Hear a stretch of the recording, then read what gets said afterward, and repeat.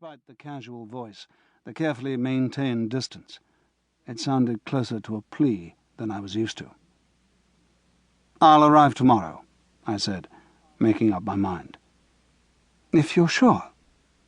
She betrayed no relief, however, no welcome. "I'm sure." "Very well." I paid the phone call's ransom into Donald's stringy outstretched palm and returned to my laden, ancient and battered four-wheel drive outside. It had good gears, good brakes, good tyres, and little remaining colour on its thin metal flanks. It contained, at that moment, food for 2 weeks, a big cylinder of butane gas, supplies of batteries, bottled water, and insect killer, and 3 brown cardboard boxes, parcel delivery, replenishing the tools of my trade. I painted pictures. I lived in a broken-down, long-deserted shepherd's hut known as a bothy, out on a windy Scottish mountainside, without electricity. My hair grew to my shoulders. I played the bagpipes. My many and fairly noble relations thought me weird. Some are born weird. Some achieve it. Others have weirdness thrust upon them. I preferred solitude and paint to outthinking salmon and shooting for food. I had only half inherited the country skills and courtesies of my ancestors. I was the 29-year-old son of the dead 4th son of an earl, and I had no unearned wealth. I had 3 uncles, 4 aunts, and 21 cousins. Someone in such a large and conventional family had to be weird, and it seemed I'd been elected. I didn't mind.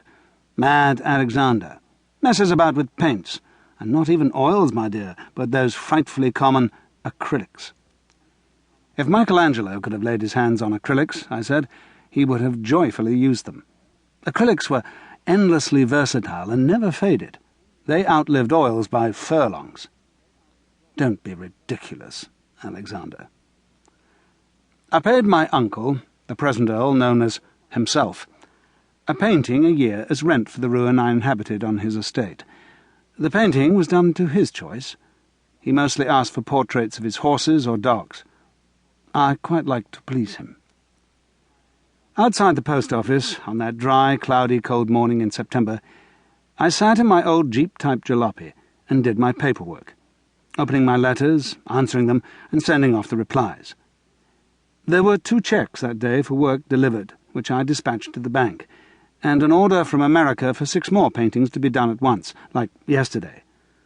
Ridiculous Mad Alexander, in his weird way, actually quietly prospered, and I kept that fact to myself. The paperwork done, I drove my wheels northwards, at first along a recognisable road, then a roughly gravelled stretch, then up a long, rutted and indistinct track, which led nowhere but to my unnamed home in the Mona Lea Mountains. Between Loch Ness and Avermore, I usually explained, and no, I hadn't seen the monster. Whoever in the mists of time had first built my bothy had chosen its position well. It backed straight into an elbowed granite outcrop that sheltered it from the north and east, so that winter blizzards mostly leapfrogged over the top.